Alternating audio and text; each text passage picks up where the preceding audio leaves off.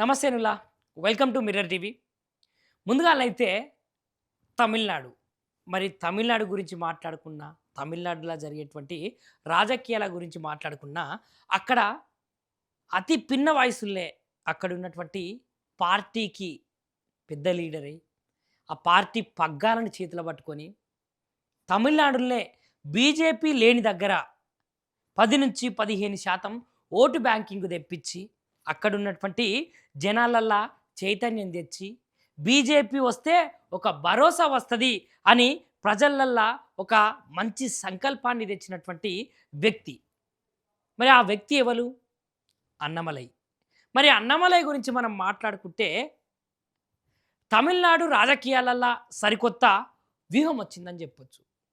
ప్రస్తుతము సోషల్ మీడియాలో అయితే ఒక చర్చనైతే చాలా చక్కర్లు కొడుతున్నది.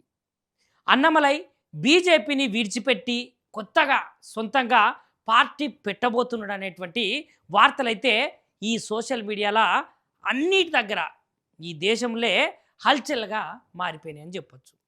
ఇంకా కొందరేమో రామాయణంలోనైతే రాముడు అరణ్యవాసానికి వెళ్ళినట్లు, మా రాముడైతే ఇప్పుడు అరణ్యవాసానికి వెళ్తున్నాడు అనుకుంటా కన్నీళ్ళు మున్నీళ్ళు పెట్టుకుంటా మాట్లాడుతున్నారు. ఇక మరికొందరేమో తమిళనాడు రాజకీయాలనైతే సరిగ్గా అర్థం చేసుకోకుండా గత ఎన్నికలల్లో ఒంటరిగా పోటీ చేసి తప్పు పని చేసినందుకే ఈయనకు గిట్ల జరిగింది, ఈ బీజేపీకి గింత గతి పట్టింది అని చెప్పేసి కొంతమంది వ్యంగ్యంగా నవ్వుకుంటూ మాట్లాడుతున్నారు. అయితేనులా ఇంకా కొంతమంది ఏమంటున్నారంటే, కేవలము ఈ పుకార్లే అయినప్పటికీ లోతుగా ఆలోచిస్తేనైతే ఇంట్లో ఏదో పెద్ద వ్యూహం ఉన్నట్లయితే మనందరికైతే కనిపిస్తున్నది. ఇది ఎట్లా ఉన్నదంటే, ఇప్పుడు ఒక రాజకుమారుని తీసుకొని ఆయననైతే ప్యాలెస్ వాతావరణంలో ఉంచి గారాబం చేయకుండా రాజకీయాలనే కఠినమైనటువంటి ఆటనైతే నేర్చుకునేందుకు అడవిల్లోకి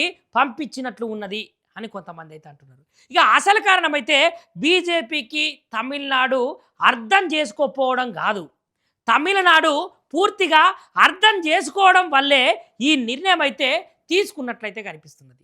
ఇక ఇంకొక ముచ్చట్లకు పోతే, మోదీ అమిత్ షా వాళ్ళిద్దరైతే తమిళనాడును గెలవలేమని భావించేంత అమాయకుల కారు కదా.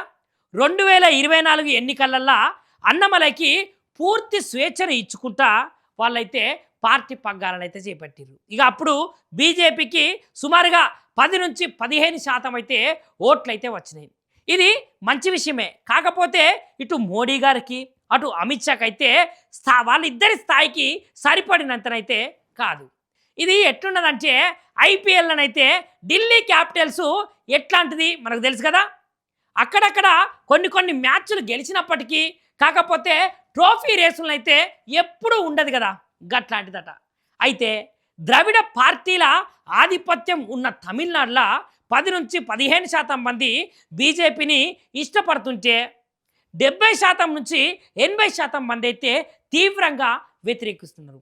ఎందుకంటే ప్రాంతీయవాదుల దృష్టిలోనైతే బీజేపీ ఒక ఉత్తరాది పార్టీగానైతే పేరు పొందింది. ఇక భాషాభిమానుల దృష్టిలో చూసుకుంటే ఇదొక హిందూ పార్టీగానైతే ముద్ర వేసుకున్నది. ఇక క్రిస్టియన్లతో కలిసి 30-40% ఉన్నటువంటి అబ్రాహిమిక్ మతస్థుల దృష్టిలో అయితే అదొక హిందూ పార్టీగా చెరగని ముద్ర వేసుకున్నది. ఇక అందుకనే తమిళనాడులో అయితే బీజేపీకి తక్షణ భవిష్యత్తు లేదని చెప్పేసి ఇటు మోదీ అటు అమిత్ షా ఇద్దరు గ్రహించారు. మీదికెళ్ళి వాళ్లకు అటల్ బిహారీ వాజ్పేయి లాగా కాలం కలిసి వచ్చే వరకు ఓపిక పడదాము, వేచి చూద్దాము అని ఎదురు చూపులు చూసేంత సమయం కూడా లేదట. సముద్రం అయితే దారి ఇచ్చేంత వరకైతే ఆగకుండా సముద్రాన్ని చీల్చుకుంటా దారి చేసుకునే మోసెస్ లాగానైతే వాళ్ళు క్రియేటివ్ డిస్ట్రక్షన్.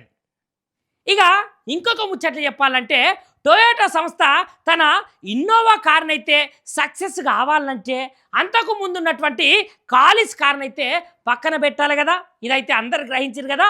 అందుకనే ఇప్పుడు ఇక్కడ మోదీ గట్లనే అమిత్ షా కూడా సరిగ్గా అదే సూత్రాన్ని అయితే నమ్ముకున్నారట. తమిళనాడును కాషాయమయం చేయాలంటే మొదట అక్కడున్నటువంటి పాత వ్యవస్థను తొలగించి స్థలాన్ని ఖాళీ చేయాలి. అక్కడ ఉన్నటువంటి ప్రజలల్లా కాషాయాన్ని నింపాలి అంటే ద్రవిడ పార్టీల ఆధిపత్యాన్ని తప్పకుండా కూకటి వేలతోటైతే పెకిలించే విధంగా చేయాలి. కాబట్టి ఈ ఈక్వేషన్లోకి అయితే నటుడు విజయ్ ఎట్లా వచ్చిండో ఏం వచ్చిండో తెలియదు కానీ ఆయన కూడా వచ్చి చాలా సక్సెస్ అయిండు. ఇక దాని తర్వాత సనాతన ధర్మాన్ని నిర్మూలిస్తాం అనే బ్రిగేడ్ను ఎగ్జిట్ చేసిండు కదా, ట్రాఫిక్స్ను క్లిక్ చేసిండు. ఇక విజయ్ అయితే సనాతన ధర్మాన్ని నిర్మూలిస్తామనే బ్రిగేడ్ని అయితే ఎగ్జిస్టింగ్ చేసిండు కదా, సేమ్ గట్లనే ఇప్పుడు కూడా గట్లనే చేస్తున్నారు. ఒకప్పుడైతే సిఫిలిస్ లాంటి పెద్ద పెద్ద ప్రాణాంతకమైనటువంటి వ్యాధులు వచ్చినప్పుడైతే నయం చేయడానికి డాక్టర్లు రోగికి కావాలనే జ్వరం ఇంజెక్షన్ అయితే ఇచ్చేటోళ్ళట. ఎందుకంటే పెద్ద ముప్పుతోటి పోలిస్తే చిన్న జ్వరం అయితే నయం చేయడం సులువు కదా. అందుకోసమనే ఇప్పుడు డిఎంకే అనేది ఒక పెద్ద ముప్పు లాంటిది. అయితే విజయ్ అనే వ్యక్తి కాస్త నయమైనటువంటి తలనొప్పి లాంటి వాడు. అందుకనే ఇప్పుడు సరిగ్గా ఈ ఈక్వేషన్ని అక్కడ పెట్టబోతుందట. ఇక లాస్ట్ వ్యాక్సిన్ మెథడు. ఇక రాజకీయంలోకి పోతే ఇప్పుడున్నటువంటి స్టాలిన్ అనేటువంటి వ్యక్తి కరిగిపోయేటువంటి మైనం లాంటి వాడు. ఆయనను తొలగించి ఆ స్థానంలో అన్నమలై అనే బంగారు విగ్రహాన్ని ప్రతిష్ఠించడమే అసలు టెక్నిక్. మరి అందుకని చెప్పేసి బీజేపీ ముద్ర ఉంటే తమిళనాడు ఓటర్లు ఆయనను అంత తొందరగానైతే అంగీకరించరు కదా. అందుకనే ఆయననైతే సొంతంగా ఎగరనీయాలని చెప్పేసి డిసైడ్ అయ్యారట బీజేపీకి చెందిన వాళ్ళు. అందుకనే అన్నమలై ఇకపైన ఒంటరిగానే పోరాడతాడట. కాకపోతే దేశానికి వ్యతిరేకంగా కాదు, ఆయన రోలు సరిగ్గా మన ఆంధ్రప్రదేశ్లో ఉన్నటువంటి పవర్ స్టార్ పవన్ కళ్యాణ్ లెక్కనే ఉండబోతున్నదట.